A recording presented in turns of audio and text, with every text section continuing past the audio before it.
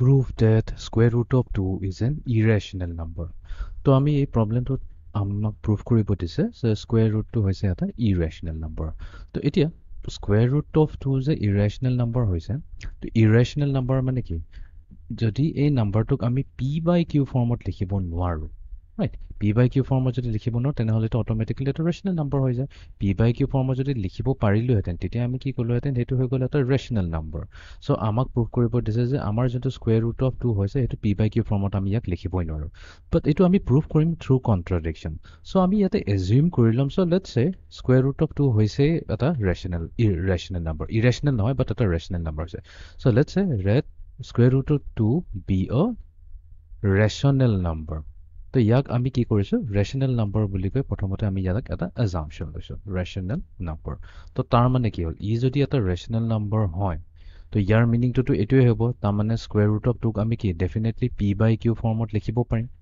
P বাই Q ফৰ্মত লিখিব পাৰিম, য'ত নেকি কিউ যোনটো ডিনমিনেটৰ হৈ যায় সেইটো 0 হ'ব নোৱাৰে। And P and Q must not have, এইটো বহুতেই ইম্পৰ্টেণ্ট হয়, must not have any common factors, তো p and q মাজত কোনো common factors থাকিব নেলাগিব, তেতিয়াহে আমি ক'ব পাৰিম যে এই স্কুৱেৰ ৰুট অফ 2 হৈছে এটা ৰেশ্যনেল নাম্বাৰ। ঠিক আছে, তেনেহ'লে স্কুৱেৰ ৰুট অফ 2 যদি ৰেশ্যনেল নাম্বাৰ হয়, এতিয়া আমি এটা কাম কৰোঁ, আমি বোথ ছাইড স্কুৱেৰিং কৰি দিওঁ। তো স্কুৱেৰিং বোথ ছাইডছ কৰিলে আমি কি পাম, স্কুৱেৰ ৰুট অফ 2ক যদি স্কুৱেৰ কৰি দিওঁ 2 পাম। আৰু এফালে পি বাই কিউ আছে, ইয়াক যদি স্কুৱেৰিং কৰি দিওঁ আমি কি পাম, পি স্কুৱেৰ ডিভাইডেড বাই কিউ স্কুৱেৰ। তো ইয়াতে আমি কি কৰিলোঁ, বোথ ছাইডছক স্কুৱেৰ কৰিলোঁ। আমি এইটো লিখি থওঁ ইয়াতে, স্কুৱেৰিং বোথ ছাইডছ, আমি বোথ ছাইডছক স্কুৱেৰ কৰিলোঁ। Okay fine. এতিয়া আমি এটা কাম কৰোঁ, তো দুইটাকে ক্ৰছ মাল্টিপ্লাই কৰি দিওঁ। ক্ৰছ মাল্টিপ্লাই কৰিলেতো আমি কি পাম, P square equals to 2 times Q square পাম। ক্ৰছ মাল্টিপ্লাই কৰিলে এইটোৱে পাম। এতিয়া ৰাইট হেণ্ড ছাইডত কি আছে, 2 টাইমছ কিউ স্কুৱেৰ আছে। চ' 2 টাইমছ কিউ স্কুৱেৰ মানে কি হৈ গ'ল, এটা 2 লগত এটা কিবা এটা নাম্বাৰ মাল্টিপ্লাই হৈছে যোনটো হৈছে কিউ স্কুৱেৰ। কিউ স্কুৱেৰৰ ভেলুটো আমি জানিব নালাগে, বাট এনি নাম্বাৰ যদি 2 লগত মাল্টিপ্লাই কৰি দিওঁ তো আমি জানো যে সেই নাম্বাৰটো এটা ইভেন নাম্বাৰ হ'ব। তো ইয়াতে আমি ইয়াৰ এই ষ্টেটমেণ্টটোৰ পৰা যে P square equals to Q square, তো আমি ইয়াৰ পৰা এটা বস্তু যে গম পালোঁ যে হিয়ৰ আমাৰ যোনটো নাম্বাৰ পাইছোঁ 2 Q square is an even number, হ'বনে নাই? Is an even number, because ইয়াতে কি আছে, এটা ফেক্টৰ 2 আছে। তো এইটো হৈ গৈছে এটা ইভেন নাম্বাৰ। তো এইটো হৈ গ'ল আমি এটা ইভেন নাম্বাৰ, NUMBER, এটা ইভেন নাম্বাৰ হৈ গ'ল। Okay fine. তো এতিয়া 2 কিউ স্কুৱেৰ যদি এটা ইভেন নাম্বাৰ হৈ গ'ল, তেনেহ'লে আমি এটা কাম কৰোঁ, এই ইভেন নাম্বাৰটোক আমি এতিয়া ফৰ দ্য টাইম বিং কিবা এটা কৰি দিওঁ। চ' লেট 2 কিউ স্কুৱেৰ, এইটোতো এটা ইভেন নাম্বাৰ হৈছে, এই ইভেন নাম্বাৰটোক আমি নাম এটা দি দিওঁ এম বুলি কৈ দিওঁ। ঠিক আছে, তো এম হৈছে এটা ইভেন নাম্বাৰ। তো 2 কিউ স্কুৱেৰ যদি এম হৈ যায় তেনেহ'লে আমি এইটোক এতিয়া মডিফাই কৰি লিখিব পাৰিম। তো এই ষ্টেটমেণ্টটোক আমি লিখিব পাৰিম যে P square equals to M হৈ গ'ল। তো ইন আদাৰ ৱৰ্ডছ এম কি হৈছে, এম হৈছেতো এটা ইভেন নাম্বাৰ, আমি জাষ্ট নাও কৈয়ে থ'লোঁ। তো তাৰমানে ইয়াতে এই ষ্টেটমেণ্টটোৰ পৰা আমি ক'ব পাৰিম যে ইয়াতে P square is also' an even number, because এইটো ইকুৱেলছ টু এম হৈছে, এটা ইভেন নাম্বাৰ, এইটো ইভেন নাম্বাৰ ইকুৱেল হ'ব পাৰিব। So' P square is also' an even number.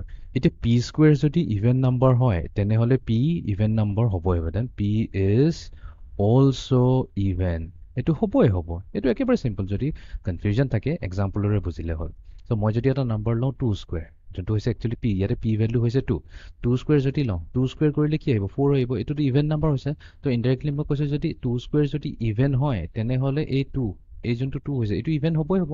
ঠিক তেনেকৈ আমি যদি 6 স্কুৱেৰ লওঁ, 6 স্কুৱেৰ কি হ'ব, 36 হয়। 36 যদি ইভেন নাম্বাৰ হয় তেনেহ'লে 6 স্কুৱেৰ ইভেন নাম্বাৰ আহিছে। ইন আদাৰ ৱৰ্ডছ আমি ক'ব পাৰিম যে 6ও হৈছে এটা ইভেন নাম্বাৰ, 6 হৈছে ইভেন। তো এইটো সদায় হ'বই হ'ব তোৰ, যদি পি স্কুৱেৰ এটা ইভেন নাম্বাৰ হয় তেনেহ'লে পিটো ইভেন হ'বই হ'ব। অ'কে ঠিক আছে, পি যদি ইভেন হৈ গ'ল, আমি এতিয়া ইয়াতে এটা বস্তুটো ভেৰিফাই কৰিলোঁ যে পি হৈছে এটা even number. Okay, so' if P is even, যদি পি আমাৰ এটা ইভেন নাম্বাৰ হয়, দেন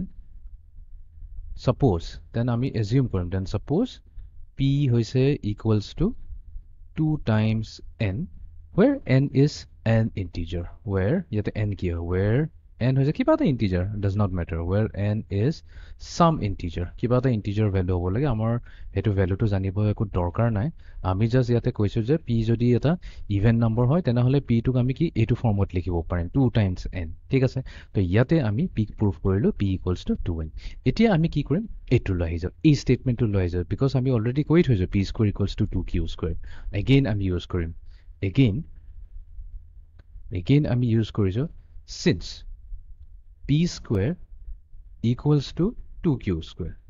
এতিয়া আমি কি কৰিম p জায়গাত আমি কি কলো জাস্ট নাও আমি কলো যে p হৈছে equals to 2n because p is an even number তেনেহলে আমি ইয়াতে n দি ৰিপ্লেস কৰিলো 2n whole square so 2n whole square equals to 2q². এতিয়া 2n whole square খুলি দিলে আমি কি পাম 4n square or 4n square equals to 2q².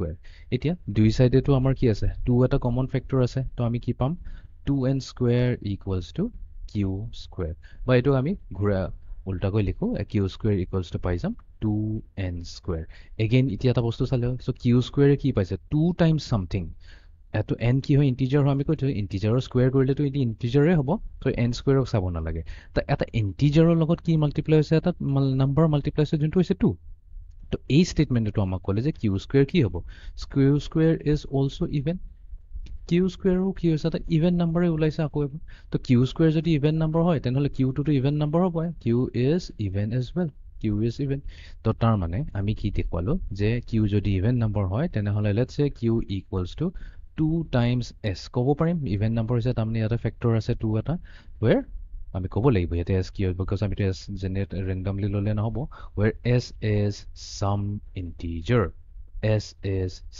integer okay তো এতিয়া আমি ইয়াতে আহি যাও তো আমি প্ৰথমতে কলো যে p হৈছে এটা ইভেন নম্বৰ হেকাৰণে p = 2n কলো আকৌ আমি এটো প্ৰুফ কৰিব পাৰিলো যে q হৈছে এটা even number so q = 2s তো আমি এতিয়া কি প্ৰুফ কৰিলো so p and q are both even numbers ঠিক আছে ফাইন আমি তো হেটোৱে প্ৰুফ কৰিছো are both even numbers এতিয়া দুটাই যদি ইভেন নম্বৰস হয় indirectly আমি কৈছো that is both p and q দুইটাই p and q have a common factor to have a common multiple হয় actually have a common multiple too but আমি তো কৈ থৈছিলে square root of 2 equals to p by q যদি আমি কওঁ যে q যোনটো not equals to 0 হয় that is fine but p and q মাজত কোনো হেৰি হ'ব না লাগিছিল common multiple থাকিবই না লাগে নহলে হেতু আমাৰ rational number নহব but ইয়াতে তো contradiction আহি গল common multiple আহি গল তাৰ মানে আমি ইয়াতে ক'ব লাগে this is a contradiction আমাৰ তাত এটা contradiction আহি গল তো আমি আৰম্ভ কৰিছিলো এটা স্টেটমেন্টৰ যে p by q হৈছে এটা কি p by q হৈছে এটা irrational number p by q হৈছে এটা এটা rational number এটো এটা স্টেটমেন্টে আৰম্ভ কৰিছিলো বাট আমি আকৌ দেখুৱালো যে হেতু rational number নহয় তাৰ মানে যদি এটা কন্ট্ৰাডিকশনৰ পৰা আৰম্ভ কৰিলো যে এটো rational number হয় আকৌ দেখুৱাই প্ৰুফ কৰিলো যে এটো rational number নহয় তো ইয়াৰ মিনিংটো এটোৱে হৈ যাব যে therefore আমি ক'ব লাগিব therefore যদি rational নহল তেনেহলে কি হ'ব এটো irrational হ'ব therefore square root of 2 must be irrational তো আমি কেনেকা কৈ প্ৰুফ কৰিছো বহুত ট্ৰিক লগাই প্লে ইউজ কৰিছো তো আকৌ এবাৰ মই কুইকলি মই ৰিভাইজ কৰাই দিও তো প্ৰথমতে আমি কি কৰিম আমি এজিউম কৰিম যে square root of 2 হৈছে এটা rational number তো rational number হোৱাৰ লগে লগে আমি এটো এগ্ৰি কৰিব লাগিব যে p আৰু q মাজত কোনো কমন ফ্যাক্টৰস নাথাকিব তো আমি কি কৰিলো এটো স্কয়াৰ কৰিলো both side squaring কৰোতে আমি এটা কন্ডিশন পালো যে p হৈছে ইভেন নম্বৰ তাৰ পিছত এই p ইভেন নম্বৰ যদি হয় p = 2n লৈ প্লে যেতিয়া আমি ইয়াতে সাবস্টিটিউট কৰিলো আমি আকৌ দেখুৱাব পাৰিলো যে q হৈছে এটা ইভেন নম্বৰ তো ইভেন নম্বৰ মানে কি দুইটা p and q মাজত এটা কমন মাল্টিপল থাকিব যোনটো হৈছে 2 এই 2 টোৱে প্ৰবলেম কৰিলে বিকজ p by q মাজত কোনো কমন মাল্টিপল থাকিব না লাগে কমন ফ্যাক্টৰে থাকিব না লাগে যেহেতু 2 এটা ফ্যাক্টৰ আহিছে তো তাৰ মানে কি হৈছে square root of 2 আমাৰ rational number হ'ব নোৱাৰে এটো এটা কন্ট্ৰাডিকশন হৈ গল আমাৰ কি কন্ট্ৰাডিকশন পালো আমি এটা ভুল স্টেটমেন্ট আৰম্ভ কৰিছো হেকাৰণে আমি ক'ব লাগিব যে square root of 2 যেহেতু rational নহয় তো তাৰ মানে কি হ'ব irrational হ'ব লাগিব আৰু এনেকৈ আমি প্ৰুফ কৰো যে square root of 2 is a irrational number